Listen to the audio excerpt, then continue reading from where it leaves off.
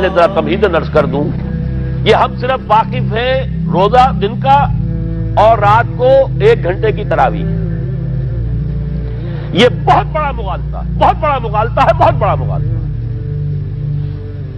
روز اصل میں رمضان کا پروگرام کیا ہے؟ دن بھر کا روزہ اور رات کے اکثر حصے کو قرآن کے ساتھ لے کر جاگنا۔ لیکن حکمت خداوندی نے پہلے حصے کو تو فرض کیا ہے، دوسرے کو فرض نہیں کیا، اس کو ترغیب اور تشویق پر چھوڑ دیا ہے۔ لیکن اس کی جو اہمیت ہے میں چاہتا ہوں کہ پہلے اچھی طرح اس کو سمجھ لیں آپ۔ دیکھیے پہلی حدیث اس میں ہے ان سلمان الفارسی رضی اللہ تعالی عنہ قال خطبنا رسول اللہ صلی اللہ علیہ وسلم فی آخر یوم من شعبان۔ حضرت سلمان فارسی سے مروی ہے، انہوں نے فرمایا کہ خطبہ ارشاد فرمایا ہمیں اللہ کے رسول نے صلی اللہ علیہ وسلم شعبان کے آخری دن۔ فقال، آپ نے ارشاد فرمایا، یہ خطبہ طویل ہے، میں نے صرف شروع کے چند جملے یہاں نقل کیے ہیں۔ یا ایھا الناس قد اظلکم شہر عظیم، اے لوگوں تم پر ایک بہت عظمتوں والا مہینہ سایہ فگن ہو گیا ہے۔ دیکھیے سایہ فگن سے وہ انگریزی کا محاورہ آپ کے ذہن میں آنا چاہیے، coming events cast their shadows before. ابھی رمضان شروع نہیں ہوا ہے، شعبان کا آخری دن ہے، تو وہ کمنگ ایونٹ جو ہے رمضان مبارک، اس کا سایہ آ گیا ہے تم پر، اس لیے حضور نے وہ لفظ استعمال کیا قد اظلکم، ظلال کہتے سائے کو، قد اظلکم شہر عظیم، بڑی عظمت والا مہینہ ہے، شہر مبارک، بہت برکت والا مہینہ ہے، شہر فیہ لیلۃ خیر من الف شہر، اس میں ایک رات وہ بھی ہے، وہ مہینہ جس میں ایک رات وہ بھی ہے جو 1000 مہینوں سے افضل ہے۔ انا انزلناہ فی لیلۃ القدر وما ادراک ما لیلۃ القدر لیلۃ القدر خیر من الف شہر۔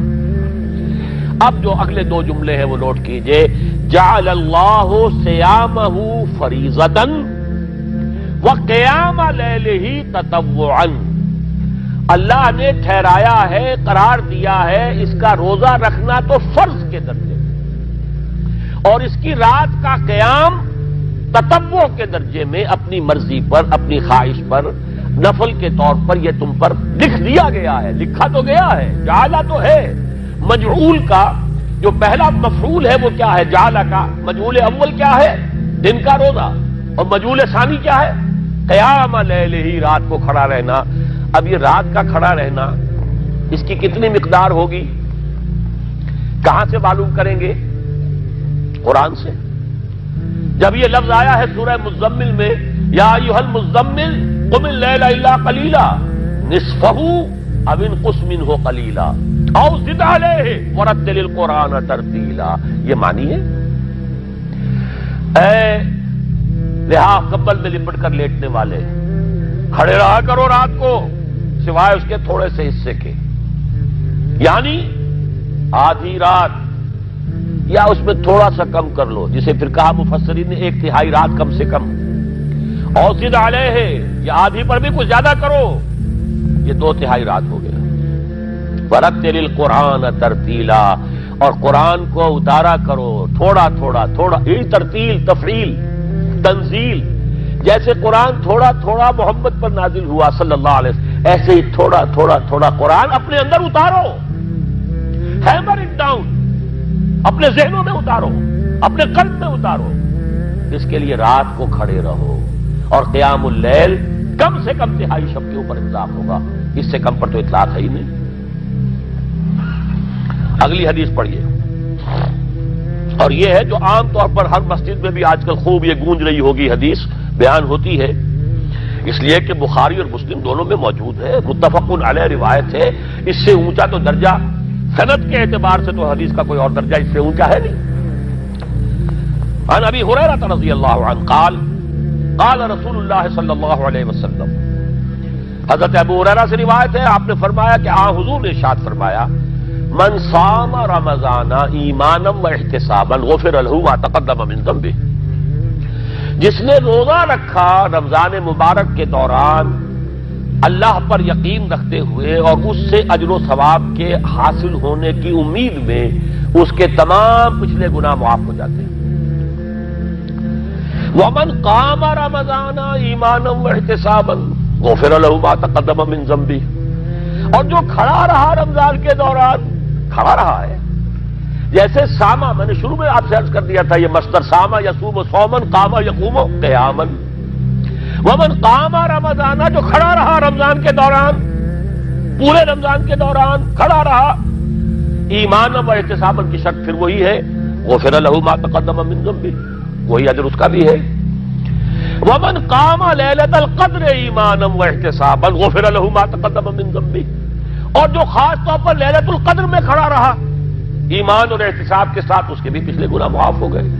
اب یہ قامہ اور سامہ جیسے آ رہا ہے ایک دوسرے کے ساتھ پیرلل ہو کر، اس کو نوٹ کر لیجیے، من سام رمضان من قام رمضان، کیا یہ 1 گھنٹے کی تراویح جو ہے اس پر پوری اترتی ہے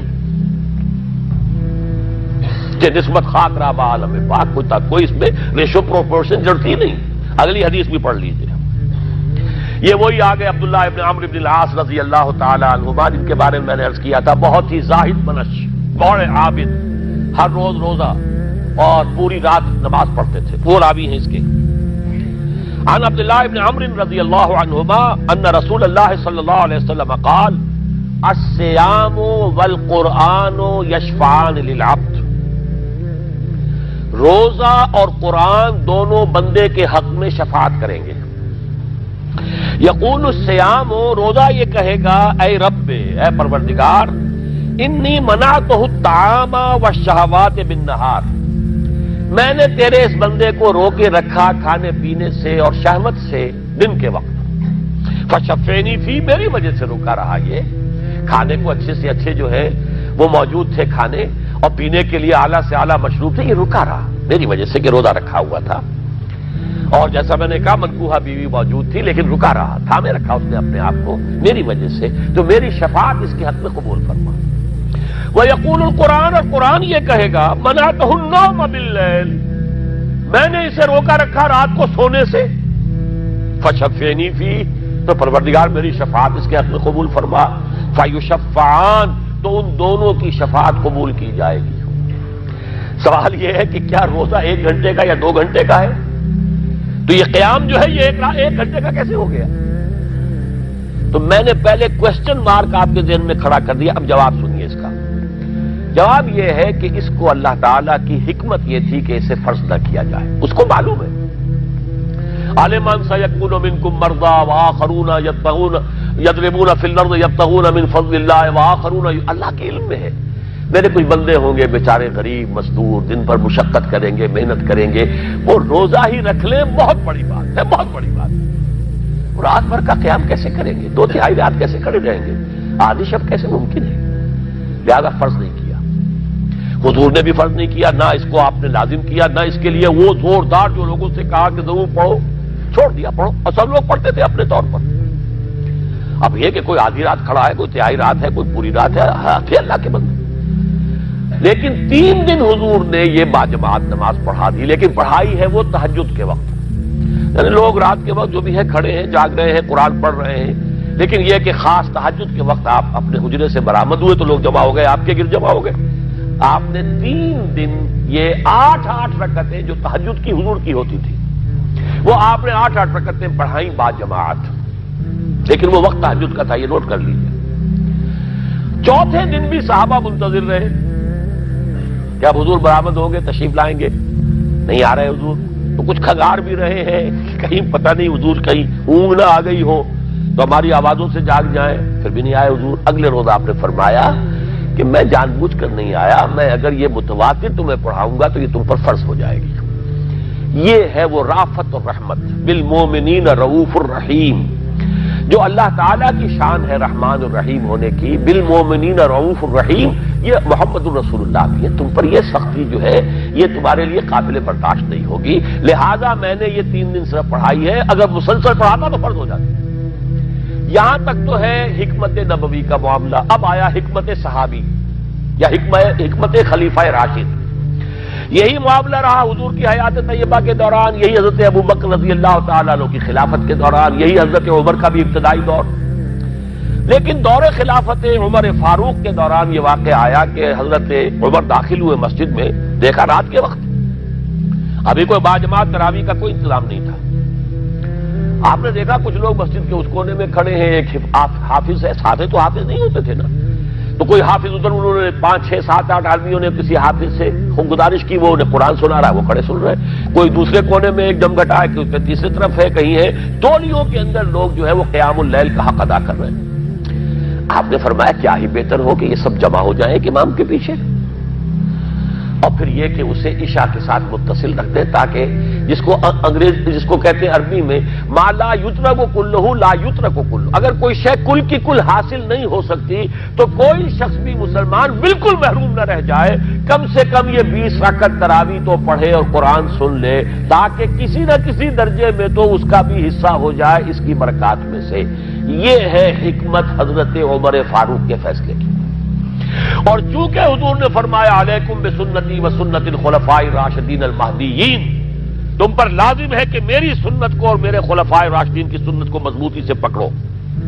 یہ وجہ ہے کہ فقہاء اربعہ جو ہیں ہمارے، وہ سب کے سب اس کو واجب کے درجے میں رکھتے ہیں، اس لیے کہ یہ فیصلہ حضرت عمر کا ہے. عمر خلیفہ راشد ہیں رضی اللہ تعالی عنہ، لہذا یہ نظام بن گیا تراویح کا. اب میں اس کی نفی نہیں کر رہا، لیکن جو شخص سمجھتا ہے کہ اس سے اصل حکمت اور غرض و غایت پوری ہو گئی، وہ مغالطے میں مبتلا ہے. یہ تو علی الاقل کم سے کم اس درجے میں کہ ہر مسلمان کم سے کم اس درجے تک تو جو ہے وہ کچھ نہ کچھ حظ حاصل کر ہی لے، اور وہ اس سے محروم نہ ہو بالکل ہی. ما لا یدرک کلہ لا یترک کلہ، اس درجے میں حضرت عمر کا فیصلہ ہے، اور اسی کی وجہ سے ہمارے خلفاء، ہمارے جو ائمہ اربعہ انہوں نے قبول کیا ہے. اور یہی اس مسئلے کا حل ہو جائے گا. جو اہل حدیث حضرات اس کے اوپر جو ہے چیلنج بھی شائع کرتے ہیں، کوئی ثابت کر دے حضور سے 20 رکعتیں تو ہم اتنے لاکھ، ہم بھی کہتے ہیں کہ حضور سے ثابت نہیں ہے. کون کہتا؟ دعویٰ ہی نہیں. یہ تو حضرت عمر کا فیصلہ ہے، حضرت عمر کا فیصلہ، خلیفہ راشد کا فیصلہ، اس کو امت نے قبول کیا ہے، لہذا وہ نظام ہے، رہے گا. اور یہی جو ہے آپ کو معلوم ہے، حالانکہ یہاں اکثریت جو ہے وہاں پر وہ اہل حدیث حضرات کی ہے سعودی عرب میں، حرمین میں وہی 20 رکعت تراویح ہوتی ہے، اس لیے کہ وہ ان کا جو آفیشل مسلک ہے وہ مسلک حنبلی، حنفی نہیں ہے. تو حنبلی مسلک میں بھی یہی ہے، شافعی میں بھی یہی ہے، مالکی میں تو 36 تک کی روایتیں موجود ہیں، 36 رکعت. لیکن یہ ہے کہ یہ ہے وہ 20 رکعت تراویح کا معاملہ، اس کی نفی میری بات سے نہ سمجھ لیجئے گا، وہ ٹھیک ہے، حضرت عمر کا فیصلہ ہے. پھر یہ کہ یہ آسان ترین ہے کہ عشاء کے ساتھ ہی متصل پڑھ لی، اور آج تو ہماری نیند کا کوئی حصہ اس میں جاتا ہی نہیں، کون سوتا ہے اس سے پہلے سوال ہی پیدا نہیں ہوتا. لیکن یہ جو کہہ رہے ہیں کہ قرآن کہے گا میں نے اسے نیند سے روکے رکھا، اس کا حق کہاں ادا ہوا؟ اس کا حق تو ادا ہوگا کہ تہائی ورنہ نصف شب کے لگ بھگ آپ جاگے قرآن کے ساتھ. اب سمجھیے اس کی غرض و غایت کیا ہے. اگر قرآن رمضان کا یہ دوگنا پروگرام سامنے آ گیا، اصلاً جو مطلوب ہے دن بھر کا روزہ اور رات کے اکثر حصے کا کم سے کم نصف شب جو ہے اس میں جاگنا قرآن کے ساتھ. اب اس کی جو حکمت اور غرض و غایت ہے وہ بھی اب آپ 2 درجوں میں سمجھیے. رمضان کا اب 2 اچھا پروگرام. دن میں روزہ رکھو، اس روح کو مزمحل کرو، اس روح کو مزمحل کرو گے، اس میں جسم کو مزمحل کرو گے، حیوانی وجود کو، تو ہی اس روح کو کچھ ریلیف ملے گا. بھاری بوجھ کسی کے قدموں میں پڑا ہوا ہے، وہ کیسے اوپر اٹھے گا؟ ذرا اس کے نیچے جو وزن ہے، لنگر بھاری ہے، جہاز کا کیسے چلے گا؟ لنگر تو اٹھاؤ. تو اس طریقے سے وہ ذرا بوجھ سے اس کو تھوڑا سا ریلیف دو، رات کو کھڑے ہو جاؤ. اب اپنی روح پر نازل کرو اللہ کے کلام کو. تیرے ضمیر پہ جب تک نہ ہو نزول کتاب، گرہ کشا ہے نہ راضی نہ صاحب کشاف. اب یہ پھوار پڑ رہی ہے تمہارے اوپر، تمہارے اندر اس کو جذب ہونا چاہیے. اس سے کیا ہوگا؟ روح کو تقویت حاصل ہوگی. اس کو مثال سے پہلے سمجھا دوں. کوئی شخص پیاس سے مر رہا تھا، اس درجہ پیاسا تھا کہ اس کے اوپر بے ہوشی بھی طاری ہو گئی. کوئی شخص آیا، اس نے پہلے اس کو پانی کے چھینٹے دیے، کچھ ہوش میں آیا. اب اسے پانی کا کوئی کٹورا لگا دیا اس کے منہ سے. پانی کے ایک گھونٹ کی جو لذت اسے اس وقت محسوس ہوگی، کیا کبھی زندگی میں کسی کو محسوس ہو سکتی؟ یہ پانی کتنی بڑی قیمت ہے، قیمتی شے ہے. یہ تو اسی سے پوچھئے جسے شخص پیاس لگی تھی اور پیاس کی وجہ سے بے ہوش ہو گیا. اسے پانی کا ایک گھونٹ، جیسے کہ آپ تصور کر سکتے ہیں پیاس سے کوئی مر رہا ہو بادشاہ، وہ اپنی پوری سلطنت دے دے گا، مجھے ایک کٹورا پانی دے دو، بابا لو سلطنت دے، جان سے جا رہا ہوں میں تو۔ اس وقت پانی کی قدر و قیمت معلوم ہوگی۔ آپ کی روح بے ہوش، آپ نے روزہ رکھ کر اسے کوئی تھوڑا سا ریلیف دیا، چھینٹے ڈالے، اب رات کو آپ نے یہ آب حیات مام مبارکہ، دیکھیے مبارک کا لفظ دو ہی چیزوں کے ساتھ قرآن میں ہے، مام مبارکہ، بارش جو آسمان سے اترتی ہے یہ پانی مبارک ہے، برکت کہتے ہیں اسے ہیں جو کسی شے کی مخفی جو قوتیں ہیں انہیں اجاگر کر کے باہر لے آئے، یہ برکت ہے۔ زمین کے اندر روئیدگی ہے، بارش برسی اندر سے نکل آیا۔ اسی طرح کتاب مبارک، یہ کتاب مبارک ہے،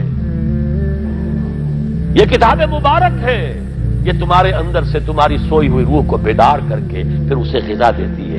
اب جب وہ قرآن کو پڑھے گا یا اس کو قرآن اس کے اندر جائے گا، اسے معلوم ہوگا اس سے بڑی کوئی نعمت نہیں۔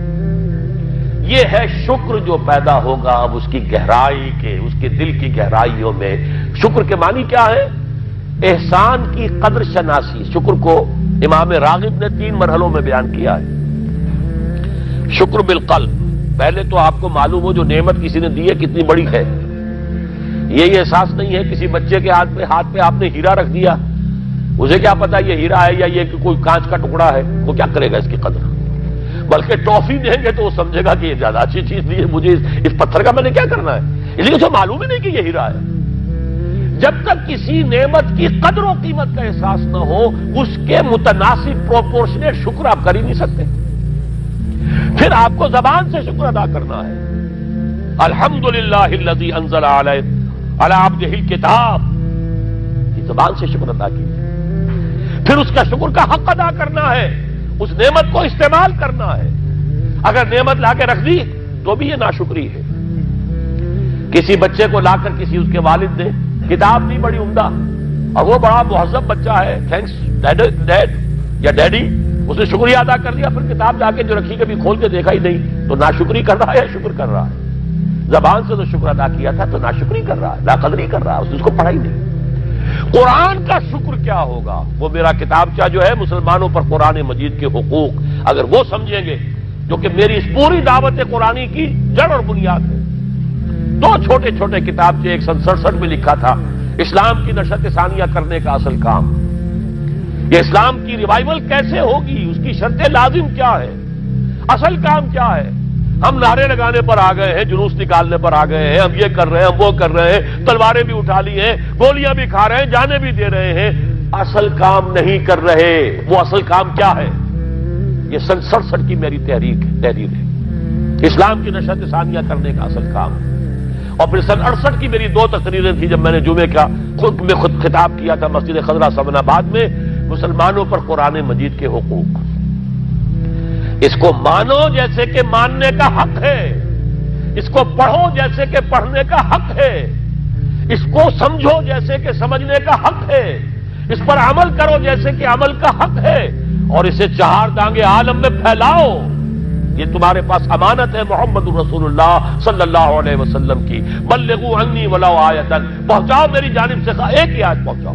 کس نے فرمایا؟ محمد رسول اللہ نے۔ مفشو ہو، عام کرو، اسے پھیلاؤ۔ 5 حقوق ہیں مسلمان پر، لیکن یہ سارے حقوق کب ادا ہوں گے؟ جب قرآن کی نعمت کی قدر ہو جائے گی، معلوم ہو کہ یہ کوہ نور ہیرا ہے، یہ کوئی کانچ کا ٹکڑا نہیں ہے، کوہ نور ہیرا ہے، تب معلوم ہوگا اس کی کتنی حفاظت آپ کریں گے، جس نے دیا ہے اس کا کتنا شکر ادا کریں گے، پھر یہ کہ اسے کیسے سنبھال کر رکھیں گے۔ لیکن یہ کہ اگر قرآن کا شکر ہی نہیں ہے، قرآن کی خود کی نعمت کا احساس ہی نہیں، ہوا خیر مما یجمعون، یا ایھا الناس قد جاءتکم موعظۃ من ربکم وشفاء لما فی الصدور وہدی وبشریٰ للمؤمنین، ہدی ورحمۃ للمؤمنین، قل بفضل اللہ وبرحمتہ فبذلک فلیفرحوا ھو خیر مما یجمعون۔ دنیا میں انسان جو کچھ جمع کرتا ہے، جائیداد، مال، دولت، ہیرے جواہرات، زیورات، اور کوئی اینٹیکس، کوئی جو ہے وہ ڈیکوریشن پیسز، جو کچھ، ان سب سے زیادہ قیمتی شے یہ قرآن ہے۔ لیکن اس کا احساس کب ہوگا؟ جب روح بیدار ہو جائے گی، جب وہ چکھے گی قرآن کو۔ جس کو میں کہا کرتا ہوں کہ ایمان حقیقی کیسے حاصل ہوتا ہے قرآن سے؟ جب قرآن کو سنتے ہوئے انسان جھوم جائے، اس کے اندر کوئی شے سمپیتھیٹک وائبریشن میں آ جائے، اسے کہے کہ ہاں یہی ہے، جہاں سے میں خود آیا ہوں وہیں سے یہ کلام آیا، جہاں سے میری روح آئی ہے وہیں سے یہ کلام آیا، اب یقین پیدا ہوا۔ اس کو اقبال نے کہا ہے باطنی تجربہ۔ ایک تجربہ وہ ہے جو ہم دیکھ رہے ہیں، آنکھوں سے سن رہے ہیں، کانوں سے چھو رہے ہیں، اپنے ہاتھ سے سونگھ رہے ہیں، ناک سے، اور ٹیسٹ کر رہے ہیں اپنے جو ٹیسٹ بڈز ہیں منہ کے، یہ ہمارا ایکسٹرنل ایکسپیرینس ہے۔ لیکن ایک انٹرنل ایکسپیرینس ہے۔ ساری جو بحث اٹھائی ہے علامہ اقبال نے ریکنسٹرکشن پر، اس کا بنیادی نقطہ یہ ہے کہ انٹرنل ایکسپیرینس بھی اس ایکسٹرنل ایکسپیرینس کی طرح بلکہ اس سے زیادہ بڑھ کر قابل اعتماد ہے۔ یہ ہے انٹرنل ایکسپیرینس۔ لعلکم تشکرون، تو یہ تو پہلی منزل طے ہوئی ہے ابھی صوم رمضان، صیام و قیام رمضان کا پہلا حاصل کیا ہوگا؟ وَلَعَلَّكُمْ تَشْكُرُونَ، تاکہ تم اس قرآن کی عظمت سے واقف ہو جاؤ، تاکہ تمہیں اس پر اس کی جو وقت ہے، قدر و قیمت ہے، اس کا انکشاف ہو جائے۔ اب اگلا مرحلہ آئے گا۔ اب یہ روح کچھ توانا ہو کر، کچھ ہوش میں آ کر کدھر اس کی توجہ ہوگی؟ کل شیء یرجع الی اصلہ، ہر شے اپنی اصل جڑ کی طرف رجوع کرتی ہے۔ ہمارا حیوانی وجود زمین کی طرف جاتا ہے۔ یہ سورہ اعراف میں جو کہا بلعام بن باورہ کے بارے میں، وَلَكِنَّهُ أَخْلَدَ إِلَى الْأَرْضِ، زمینی خواہشات ہی کے چکر میں آپ ہیں تو گویا کہ آپ زمین میں دسے جا رہے ہیں۔ روح بیدار ہوگی تو کدھر متوجہ ہوگی؟ اپنے مرکز کی طرف مائل پرواز کا حسن۔ بڑا پیارا مصرع ہے، اگلا مصرع میں نہیں پڑھتا، لیکن یہ کہ یہ اپنے مرکز کی طرف، اپنے منبع اور سرچشمے کی طرف، کہاں سے آئی یہ روح؟ امر ربی، کہ ادھر متوجہ ہو۔ ہم پڑھا کرتے تھے اپنے ہائی اسکول کے زمانے میں، تو جو صبح پریئرز ہوتی تھی اس میں خاص نظم تھی، مجھے یہ معلوم نہیں شاعر کون ہے۔ مجھ کو ہے تیری جستجو، مجھ کو تیری تلاش ہے، خالق میرے کہاں ہے تو، مجھ کو تیری تلاش ہے۔ اب آپ دیکھیے پورے مذاہب کی تاریخ میں انسان کہاں کہاں گیا ہے خدا کو ڈھونڈنے کے لیے۔ کوئی برف پوش چوٹیوں کے اوپر جو ہے تپسیا میں لگا ہوا ہے، کیوں؟ رب کا قرب حاصل کرنے کے لیے نا، پرماتما سے لو لگانے کے لیے۔ وہ غاروں میں ہے، تپسیا ریاضتیں کر رہا ہے، کوئی صحراؤں میں گیا ہے، گوتم بدھ کہاں کہاں گیا ہے، کہاں کہاں گیا ہے، کچھ آپ کو اندازہ ہی نہیں۔ انسان اس کے اندر کوئی شے ہے جو کسی کو تلاش کر رہی ہے۔ میرے اندر ہی وہ شے بھی ہے جو مجھ سے کہتی ہے کہ کچھ کھانا ڈالو اس منہ کے اندر، اس پیٹ میں ڈالو، ہے وہ بھی میرے اندر شے۔ ان لنفسک علیک حقا، یقیناً تمہارے نفس کا بھی تم پر حق ہے۔ میرے اندر ہی کوئی شے ہے جو کچھ اور شے چاہتی ہے، کچھ اور چیز کی متلاشی ہے، وہ کسی اور شے کے عشق میں ہے۔ یہ دوسری بات ہے، اسے ہم نے سلا رکھا ہے، لوریاں دے دے کے تھپک تھپک کر، ہم تو اپنے جسم کی طرف متوجہ ہیں، لہذا ہمیں وہ پیاس محسوس ہی نہیں ہوتی کہ یہ بھی واقعی میرے اندر کوئی پیاس ہے۔ روح بیدار ہوگی تو وہ پیاس جو اس کے اندر اب پیدا ہوئی ہے وہ کدھر متوجہ ہوگی؟ اپنے پروردگار کی طرف۔ یہ ربط ہے اگلی آیت کا، آپ پڑھیے، وَإِذَا سَأَلَكَ عِبَادِي عَنِّي فَإِنِّي قَرِيبٌ۔ جب یہ روح بیدار ہو کر اپنے مرکز کی طرف متوجہ ہوگی، اپنے منبع اور سرچشمے کی طرف متوجہ ہوگی، اپنے مبدا کی طرف متوجہ ہوگی، تو اے میرے نبی صلی اللہ علیہ وسلم، جب میرے بندے آپ سے میرے بارے میں پوچھیں، فَإِنِّي قَرِيب، انہیں بتا دیجئے میں قریب ہی ہوں، کہیں دور نہیں، اس کی رگے جاں سے بھی زیادہ قریب ہے۔ ہم قریب ہیں، جب چاہو ہمیں پکارو، جب چاہو دعا کرو، جب چاہو باریابی حاصل کر لو۔ ہم تو مائل میں کرم ہیں، کوئی سائل ہی نہیں۔ ہم تو ہر روز رات کے آخری گھڑیوں میں سمائے دنیا تک نزول فرماتے ہیں، اور ہماری طرف سے پکارنے والا پکارتا ہے، حل من مستغفر فاغفر لہ، ہے کوئی استغفار کرنے والا کہ میں اسے بخش دوں؟ ہے کوئی مانگنے والا، حل من سائل فاعطیہ، ہے کوئی مانگنے والا جسے میں دوں؟ تم سوئے ہوتے ہو، ہم تو غافل نہیں، تم غافل ہو۔ متوجہ تو ہو، آؤ تو صحیح ہماری طرف۔ حدیث قدسی میں آیا ہے میرا بندہ میری طرف چل کر آتا ہے، میں دوڑ کر آتا ہوں۔ وہ بارش بھر آتا ہے، میں ہاتھ بھر آتا ہوں۔ میرا بندہ میرا ذکر اپنے دل میں کرتا ہے، میں اپنے جی میں اس کا ذکر کرتا ہوں، یاد کرتا ہوں اسے۔ اور میرا بندہ اگر کسی محفل میں میرا ذکر کرتا ہے، میں اس سے بہت اعلیٰ محفل میں اس کا ذکر کرتا ہوں، ملائے اعلیٰ کی محفل میں ذکر کرتا ہوں۔ یہ حدیث کے الفاظ ہے کہ نہیں؟ تو تم غافل ہو بھائی ہم سے، ہم تو غافل نہیں۔ اغیب و ذو اللطائف لا یغیب وارجوہ رجال لا یخیب، میں غائب ہو جاتا ہوں، وہ تو غائب ہونے والی ہستی ہی نہیں ہے، ہر آن موجود، هو معکم اینما کنتم۔ وَإِذَا سَأَلَكَ عِبَادِي عَنِّي فَإِنِّي قَرِيبٌ أُجِيبُ دَعْوَةَ الدَّاعِ إِذَا دَعَانِ فَلْيَسْتَجِيبُوا لِي۔ لیکن اب آئی بات اصل،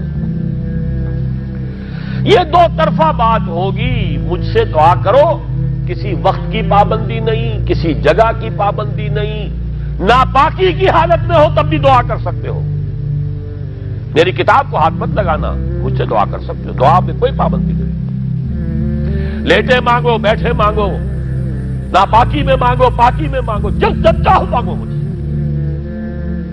دعا میں کوئی خطرت نہیں۔ اور جہاں پکارو گے there and then I will listen to you and I will grant your prayers۔ اجیبو جو ہے، اجیبو دونوں معنی، جواب دینا اور قبول کرنا، اجابت استجابت دونوں کا ایک ہی مفہوم ہے، جواب دینا اور قبول کرنا۔ اجیب دعوت الداعی اذا دعان، میں تو ہر پکارنے والے کی پکار کو سنتا ہوں، قبول کرتا ہوں جب بھی وہ مجھے پکارتا ہے، لیکن فلیستجیبوا لی، میرا بھی تو کہنا مانو، چاہیے کہ یہ بھی میرا کہنا مانے، مجھ سے محبت کریں، مجھ سے لو لگائیں، میرے دین کے لیے اپنے آپ کو وقف کریں۔ ان صلاتی و نسکی و محیای و مماتی للہ رب العالمین، میرے باغیوں کے خلاف بغاوت کرے، میرے دین کا جھنڈا اونچا کرے، یہ سارے احکام ہے کہ یہ قرآن میں۔ قاتلوہم، جیسا کہ میں نے آپ کو بتایا اگلے ہی رکوع میں قتال کا حکم آ رہا ہے، اب وہ گھوڑوں کو روزہ رکھواتے تھے، بتا دیا یہ روزہ تمہیں کس لیے رکھوایا جا رہا ہے، اگلے ہی رکوع کے اندر حکم ہے، قاتلوا فی سبیل اللہ الذین یقاتلونکم وقاتلوہم حتی لا تکون فتنۃ ویکون الدین للہ، اللہ کے لیے دین ہو جائے، پورا کا پورا نظام اللہ کے تابع آ جائے، اس کے لیے پہلے دعوت دو، محنت کرو، جد و جہد کرو، اس دعوت کے نتیجے میں جمعیت فراہم کرو، جب جمعیت اتنی ہو جائے کہ پھر اس باطل نظام کے خلاف بغاوت کر سکو تو کرو بغاوت، اگر باطل نظام کے خلاف بغاوت نہیں کرتے ہو تو پھر ہم سے بغاوت ہے تمہاری، پہلے ذہنی بغاوت ہے، آپ ڈس اون کیجئے ذہنی اعتبار سے، نفسیاتی اعتبار سے، میں اس نظام کو نہیں اون کرتا، ریکنسائل نہ کیجئے اس کے ساتھ، کوئی تعاون نہ کیجئے اس کے ساتھ، کوئی چاکری اور ملازمت نہ کیجئے اس کی، تن من دھن لگائیے اس نظام کو بدلنے کے لیے، چاہے ابھی وہ دعوت کے مرحلے میں ہے، لوگوں کو تیار کیا جا رہا ہے، تربیت دی جا رہی ہے، تزکیہ کیا جا رہا ہے، لیکن ہدف کیا ہے؟ تاکہ اللہ کا دین غالب۔ فَلْيَسْتَجِيبُوا لِي، میرا بھی تو کہنا سنیں اور مانیں، میں جہاد کا حکم دیتا ہوں تو جہاد کریں، میں اقامت دین کا حکم دیتا ہوں اقیم الدین تو اس کے لیے کھڑے ہو جائیں، میں قتال کا حکم دوں تو قتال کریں۔ فَلْيَسْتَجِيبُوا لِي وَلْيُؤْمِنُوا بِي، اور مجھ پر ہی اپنا ایمان پختہ رکھیں، توکل کریں تو مجھ پر کریں، محبت کریں تو مجھ سے کریں، راضی رہے تو میری تقدیر پر راضی رہے، توکل ہو، راضی برضائے رب ہو، اطاعت ہو، جب تک یہ ساری چیزیں اللہ کے لیے نہ ہو جائیں۔ والذین آمنوا اشد حبا للہ، اصل میں تو مومن وہ ہوتے ہیں جو سب سے بڑھ کر شدید ترین محبت اللہ سے کرتے ہیں۔ قل ان کان آباؤکم وابناؤکم واخوانکم وازواجکم وعشیرتکم واموال اقترفتموها وتجارۃ تخشون کسادها ومساکن ترضونها احب الیکم من اللہ ورسولہ وجہاد فی سبیلہ فتربصوا حتی یاتی اللہ بامرہ واللہ لا یہدی القوم الفاسقین۔ اے نبی ان سے کہہ دیجئے اگر تمہیں اپنے باپ، اپنے بیٹے، اپنے بھائی، اپنے اسپاؤسز، بیوی کے لیے شوہر، شوہر کے لیے بیوی، اور رشتہ دار، اور تمہارے وہ مال جو تم نے بڑی محنت سے جمع کیے ہیں، تمہارے وہ کاروبار جن کا تمہیں اندیشہ ہوتا ہے کہ کساد بازاری نہ ہو جائے، کہیں پر جو ہے ریسیشن نہ آ جائے، اور تمہارے وہ مکان اور محلات جو تم نے بنائے ہیں، اگر یہ 8 چیزیں محبوب تر ہیں اللہ سے اور اس کے رسول سے اور اس کی راہ میں جنگ کرنے سے، جہاد سے، تو جاؤ دفع ہو جاؤ، بیٹھو وہاں یہاں تک کہ ہم اپنا فیصلہ سنا دیں۔ اور اللہ ایسے فاسقوں کو، ایسے ناہنجاروں کو ہدایت نہیں دیتا۔ یہ ہے قرآن، آیت نمبر 24 سورہ توبہ۔ فَلْيَسْتَجِيبُوا لِي وَلْيُؤْمِنُوا بِي لَعَلَّهُمْ يَرْشُدُونَ۔ اب وہ لفظ آ گیا رشد۔ دیکھیے پہلے آیا تھا لَعَلَّكُمْ تَتَّقُونَ، روزہ، مجرد روزہ تقوی پیدا کر دے گا، ضبط نفس، اور ضبط نفس بھی وہ جو حکم خداوندی کا تابع ہے۔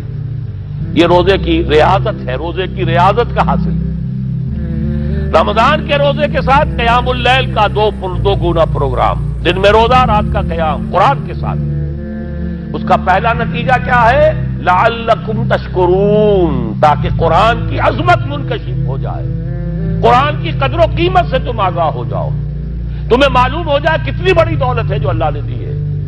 اور آخری بات یہ، جب تمہاری روح بیدار ہو جائے گی، اپنے مالک کے ساتھ ہم کلام ہوگی، اسی کا نام دعا ہے۔ دعا ہے جس کے بارے میں حضور نے فرمایا الدعاء مخ العبادہ، یہ عبادت کا جوہر ہے۔ الدعاء هو العبادہ، دعا ہی تو اصل عبادت ہے۔ یہ دعا ہی تو ہمیں میسر نہیں ہے۔ 17 رکعتیں پڑھنی ہے ہم نے عشاء کی، لیکن اللہ کے ساتھ کوئی لوگ نہیں لگی، ادھر کی ادھر کی سوچیں آ رہی ہیں۔ 17 رکعتیں پڑھی ہوں یا 7 پڑھی ہوں، 10 پڑھی ہوں، آپ کو اجر ملے گا، لیکن آپ کو دعا کی نصیب نہیں ہوئی۔ دعا کب ہوتی ہے؟ بقول اقبال، یہ جو میرے اندر ہے فائنائٹ ایگو، انائے صغیر، انا میں، یہ چھوٹی سی انا ہے، اس انائے کبیر، اس انائے کبیر کے لیے سب سے بڑی جو مظہر آیت ہے قرآن مجید میں وہ سورہ طٰہٰ، اننی انا اللہ لا الہ الا انا، میں ہوں وہ اللہ جس کے سوا کوئی الہ نہیں۔ اننی انا اللہ لا الہ الا انا، یہ ہے فاعبدنی واقم الصلاۃ لذکری، یہ انائے کبیر ہے، انفائنائٹ ایگو، اللہ، انا اللہ، the big انا، اور یہ چھوٹی سی انا ہے، انا میں۔ جب یہ انائے صغیر انائے کبیر کے روبرو آتی ہے، ہم کلام ہوتی ہے، یہ ہے دعا۔ اگر یہ جاگی ہی نہیں، بیدار ہوئی ہی نہیں، ہم کلام ہوئی ہی نہیں، تو وہ دعا تو حاصل نہیں ہوئی، مخ عبادت جو ہے، جوہر عبادت کا حاصل نہیں ہوا۔ ہاں ایک شکل ہے عبادت کی، مراسم عبودیت ہے، یہ اشکال ہے، رہ گئی رسم اذاں روح بلالی نہ رہی، فلسفہ رہ گیا تلقین غزالی نہ رہی، ایک شکل ہے، تم نے کر لی، اجر ملے گا، آخر وقت نکالا ہے، آپ اللہ کے سامنے کھڑے ہوئے ہیں، اجر سے محنت کا جو اجرت وہ دے گا، لازم اس پر بھی دے گا، لیکن حقیقت صلاۃ کوئی اور شے ہے۔ اسی لیے کہا محمد الرسول اللہ صلی اللہ علیہ وسلم الصلاۃ معراج المومنین، اہل ایمان کے لیے یہ معراج کے درجے کی شے ہے۔ معراج میں مکالمہ ہوا تھا نا، التحیات للہ والصلوات والطیبات، یہ حضور نے فرمایا السلام علیکہ ایھا النبی ورحمۃ اللہ وبرکاتہ، کس نے کہا؟ اللہ نے فرمایا السلام علینا وعلی عباد اللہ الصالحین، حضور نے فرمایا اس سلامتی میں تمام اللہ کے نیک بندوں کو شامل کر رہا ہوں، سلامتی مجھ پر بھی ہو اور تمام اللہ کے نیک۔ یہ مکالمہ ہے، مخاطبہ ہے۔ جب تک یہ مکالمے اور مخاطبے کی شکل نہیں، اگر وہ انائے صغیر جاگی ہی نہیں، سوئی ہوئی ہے، بے ہوش ہے، پڑی ہوئی ہے، سسک رہی ہے یا مر چکی ہے، روح مر بھی جاتی ہے، جسم زندہ ہے، روح مر چکی ہے، جسم جان کے ساتھ زندہ ہے، حیوان انسان زندہ ہے، انسان مر چکا ہے۔ اس لیے قرآن کہتا ہے نبی یہ مردہ ہے، اموات غیر احیاء، یہ نہیں سنتے ہیں، یہ آپ کو سمجھتے ہیں آپ کے یہ بڑے غور سے سن رہے ہیں، نہیں سن رہے ہیں، یہ تو مردہ ہے، روحانی طور پر مردہ ہے، ان کی روح مر چکی ہے، یہ تو حیوان رہ گیا زندہ، صرف یہ چلتے پھرتے مقبرے ہیں، یہ چلتے پھرتے تعزیے ہیں، اس کے سوا کچھ نہیں۔ یہ ابو جہل کون ہے اور ابو لہب کون ہے؟ یہ حیوان ابو جہل ہے اور حیوان ابو لہب ہے، ظاہر بات ہے کہ آنکھ تو کتے کی بھی ہے اور بلی کی بھی ہے، اور کان کتے کے بھی ہے، بلی کے بھی ہے. کتا بھی دیکھ کر گاڑی آ رہی ہے تو اپنے آپ کو بچاتا ہے. تم نے بچا لیا تو کون سا بڑا کمال کیا. وہ اندر کا انسان مر چکا ہے. یہ انسان اندر کا روحانی وجود یا مر چکا ہے یا سسک رہا ہے یا دبا ہوا ہے، بے ہوش ہے. یہ بیدار ہو اور ہم کلام ہو. افلاک سے آتا ہے نالوں کا جواب آخر، کرتے ہیں خطاب آخر، اٹھتے ہیں حجاب آخر. آتا ہے، اللہ جواب دیتا ہے. اجیب دعوت الداعی اذا دعان. روحانی کان کھلے ہو تو تم جواب سنو گے، ان کانوں سے نہیں. وہی جب محمد پر آئی تھی ان کانوں سے نہیں آئی تھی، وہ دل پر اتری تھی براہ راست. فإنه نزله على قلبك. ان کانوں کا ان آنکھوں کا سوال نہیں ہے، وہ دل پر براہ روح ہے محمدی پر. یہ روح، اسی لیے وہی کو بھی روح کہا گیا ہے. لانے والا بھی روح، اور روح الامین جس پر لایا گیا وہ بھی روح محمدی جس کا مسکن ہے قلب محمدی، اور جو لائی گئی وہ بھی روح ہے. وَكَذَلِكَ أَوْحَيْنَا إِلَيْكَ رُوحًا مِّنْ أَمْرِنَا.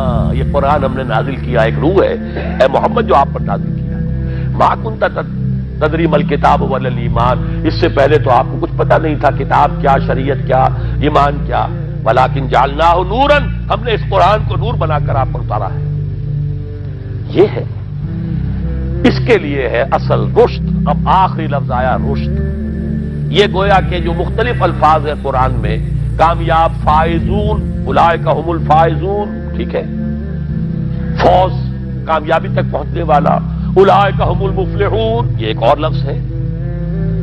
لیکن راشدون یہ چوٹی کا لفظ ہے، اسی لیے صحابہ کے لیے آیا اولئک هم الراشدون سورہ الحجرات میں. اسی لیے انسانوں میں سے نبیوں کے بعد سب سے اونچے چوٹی کے انسان ابو بکر، عمر، عثمان، علی، ان کے لیے آیا خلفاء الراشدون. علیکم بسنتی وسنت الخلفاء الراشدین المہدیین. یہ رشد ہے، رشد تک پہنچنا ہے تو یہ کام ہے، اور یہ ہے اصل حاصل صیام و قیام رمضان.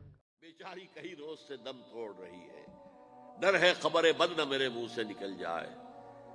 تقدیر تو مبرم نظر آتی ہے ولیکن پیران کلیسا کی دعا ہے کہ یہ ٹل جائے. تو پہلی بات میری ختم ہوئی. عالمی نظام خلافت دنیا کی تقدیر مبرم ہے، ہو کر رہے گی، اس میں کسی صاحب ایمان کو کوئی شک، کوئی شبہ، کوئی ریب نہیں ہونا چاہیے.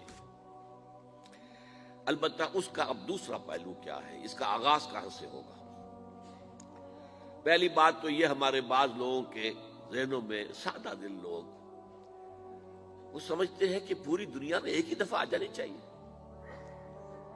یہ کوئی علاقائی خلافت تو نہیں ہو سکتی، خلافت تو عالمی ہوتی ہے. ان سے میں کہتا ہوں عالمی خلافت کب تھی جناب؟ یہ تو نہ خلافت راشدہ میں عالمی تھی. کیا ہندوستان شامل تھا اس میں؟ کیا چین شامل تھا؟ کیا یورپ شامل تھا؟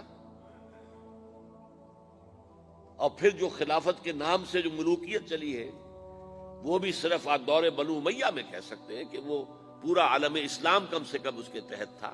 بعد میں خلافت عباس، بنو عباس میں، اور فاطمیین کی خلافت میں، اور آل عثمان جو ہیں آٹومان ٹرکس کی خلافت میں ٹکڑے تھے، اس سے بکھرے تھے، کوئی مانتا تھا، کوئی نہیں مانتا تھا. اور سب سے بڑی بات یہ، اگر ایک دم پوری دنیا پر خلافت قائم ہو سکتی تو حضور کے دست مبارک سے ہوتی، لیکن نہیں ہوئی. نتیجہ کیا نکلا؟ ایک ملک میں حضور نے قائم کر دی، جزیرہ نما عرب، یہاں خلافت قائم ہو گئی، حضور خلیفہ ہے. اس کے بعد آپ کے خلفائے راشدین نے پھر اس کو وسعت دی، شرقاً، غرباً، شمالاً. 3 کالمز نکلے ہیں فوجوں کے، صحابہ کرام کے. 3 کالمز، ایک ایسٹ ورڈ، ایک ویسٹ ورڈ، ایک نارتھ ورڈ. ایک عراق کو فتح کرتے ہوئے ایران میں پہنچ گیا، خراسان تک چلا گیا. ایک شام کو فتح کرتے ہوئے اور پھر سینائی پیننسولا سے ہو کر افریقہ میں داخل ہوا اور اٹلانٹک تک پہنچ گیا. تیسرا سیدھا شمال میں گیا، لیکن یہ زیادہ دور نہیں جا سکتا تھا، کوکیشین ماؤنٹینز آ گئے. کوہ قاف، اس زمانے میں تو یہ یوں سمجھیے کہ امپیسیبل تھا نا، کوہ قاف، لہذا وہاں آ کر رک گیا بابا۔ اب بھی یہ ہوگا کسی ایک جگہ سے شروع ہوگا پھر پھیلے گا، اس کے سوا کوئی چارہ کار ہے ہی نہیں۔ اگر ہر جگہ پوری دنیا میں ایک ہی وقت میں ہو سکتا تو حضور کے دست مبارک سے ہوتا صلی اللہ علیہ وسلم۔ اب وہ نقطہ کون سا ہوگا، نقطہ آغاز کون سا ہوگا؟ اس میں پہلی بات تو میں نے کہا جو شک کرے گا اس کا پھر ایمان مشکوک ہے۔ ہوگا، لازماً ہوگا، گلوبل ہوگا، پوری دنیا میں ہوگا۔ کہاں سے شروع ہوگا اس میں آپ اختلاف کر سکتے ہیں، لیکن مجھے تو دو حدیثیں تو ملی ہیں جن سے یہ اندازہ ہوتا ہے کہ یہ اس مشرقی خطے سے ہوگا، عرب کے مشرق کی جانب کسی ملک سے ہوگا، کسی خطے سے ہوگا۔ وہ حدیثیں بھی اب آپ پڑھ لیجیے پہلے۔ پھر میں کہہ رہا ہوں یہ خزانہ ہے جو ہم نے آپ کی خدمت میں پیش کیا ہے، کاش کہ آپ اس کی قدر کر سکیں، یہ حدیثیں آپ کو ازبر ہو جائیں، یاد ہو جائیں، لوح قلب پر نقش ہو جائیں۔ ہندوستان اور خراسان یعنی موجودہ افغانستان کا ذکر۔ ابن ماجہ کی روایت ہے ان عبداللہ ابن الحارث رضی اللہ تعالی عنہ قال رسول اللہ صلی اللہ علیہ وسلم یخرج ناس من المشرق یؤتئون للمہدی یعنی سلطانہ، یعنی سلطانہ، دونوں طرح سے پڑھ سکتے ہیں۔ حضرت عبداللہ ابن حارث فرماتے ہیں رضی اللہ تعالی عنہ کہ حضور نے ارشاد فرمایا مشرق کی طرف سے وہ فوجیں نکلیں گی، لوگ آئیں گے جو عرب میں مہدی کی حکومت قائم کریں گے۔ یہ مہدی کون ہوں گے اس کا ذکر میں ذرا بعد میں کروں گا، لیکن نوٹ کر لیجئے کہ مہدی سے پہلے لازماً کسی مشرقی علاقے کے اندر وہ نظام قائم ہو چکے گا، تب وہاں سے فوجیں آئیں گی نا۔ یہ مشرق کون سا ہے؟ عرب کے مشرق میں آپ چلیے ایران بھی آ جائے گا، افغانستان بھی ہے، پاکستان بھی ہے، اور اگر اسے اور توسیع دیں تو ہندوستان بھی ہے۔ یہ ہے عرب کا مشرق، اس سے فوجیں جائیں گی۔ اس کا کیا مطلب ہے کہ اس میں سے کسی جگہ پر نظام خلافت پہلے قائم ہو جائے گا تاکہ وہاں سے فوجیں جائیں گی جو جزیرہ نما عرب میں حضرت مہدی کی حکومت کو قائم کریں گی۔ اب دوسری حدیث سنیے، یہ سنن ابن ماجہ کی حدیث تھی جو میں نے آپ کو سنائی، آپ نے پڑھی۔ دوسری عن ابی ہریرہ رضی اللہ تعالی عنہ، یہ ترمذی شریف کی روایت ہے، قال قال رسول اللہ صلی اللہ علیہ وسلم یخرج من خراسان رایات سود لا يردها شیء حتی تنصب بایلیا۔ خراسان کے علاقے سے سیاہ جھنڈے لے کر فوجیں آئیں گی، ان کا رخ کوئی موڑ نہیں سکے گا، ان کو پیچھے پھیر نہیں سکیں گے کوئی بھی، یہاں تک کہ وہ یروشلم میں جا کر جھنڈے نصب کر دیں گے۔ ایلیا حضور کے زمانے میں یروشلم کو کہتے تھے۔ یہ یروشلم تھا جب حضرت سلیمان کی حکومت تھی اور یہاں پر معبد سلیمانی، ہیکل سلیمانی قائم ہوا، پھر یہ یروشلم ہی رہا ہے تاریخ میں، یہاں تک کہ سن 70 عیسوی میں جب ٹائٹس رومی جنرل نے اس کو گرایا، ختم کیا، سیکنڈ ٹیمپل گرا دیا اور یہاں سے یہودیوں کو کہا نکل جاؤ، یہاں سے کوئی یہودی باقی نہیں رہا، تب بالکل تہو بالا برباد کر دیا۔ اس کے کوئی 150 سال بعد ہیڈریان، رومن ایمپرر ہیڈریان، اس نے پھر دوبارہ آباد کیا اس شہر کو۔ 150 سال تک یہ بالکل بنجر اور بالکل غیر آباد پڑا تھا۔ اب ہیڈریان نے جب آباد کیا تو اس کا نام ایلیا رکھا، اب یروشلم نام نہیں تھا۔ تو حضور کے زمانے میں پھر اس کا نام ایلیا تھا، اور اب اس سے کیا معلوم ہو رہا ہے کہ یہ یروشلم مسلمانوں کے قبضے سے اس وقت نکلا ہوا ہوگا۔ ایک دفعہ پہلے نکلا تھا، سن 1099 عیسوی میں مسلمانوں کے ہاتھ سے نکلا، کروسیڈرز، عیسائیوں نے آ کر اس کو قبضے میں کیا، لاکھوں مسلمانوں کو مارا، قتل کیا۔ اس کو 1187 عیسوی میں واپس لیا ہے کس نے لیا ہے؟ صلاح الدین ایوبی کرد. عرب کھوکھلے ہو چکے تھے، عربوں نے کھویا، واپس نہیں لے سکے. بہت حکومت کر چکے تھے، 400-500 برس کی حکومت کر کے، اور ان کے عیش اور ان کے آرام، اب ان میں جان نہیں تھی کہ وہ واپس لے سکے. واپس لینے والا گرم کرد خون تھا، صلاح الدین ایوبی. تو گویا کہ اب آپ سمجھئے کہ 88 برس تک عیسائیوں کا قبضہ رہا یروشلم پر. اب 1967 میں یہودیوں نے قبضہ کیا ہے، اور اب 38 برس تو ہو گئے، 88 نہیں تو 38 برس تو ہو گئے. لیکن وہ دور آئے گا کہ اب پھر لیں گے. لینے والے عرب بھی نہیں ہوں گے، خراسان کے علاقے سے فوجیں آئیں گی. یہ خراسان کیا تھا؟ ایلیا تو میں نے آپ کو بتا دیا، یروشلم کا نام ہے. خراسان اس زمانے میں ایک بہت بڑے ملک کو کہتے تھے. کچھ حصہ پاکستان کا بھی اس میں شامل ہے.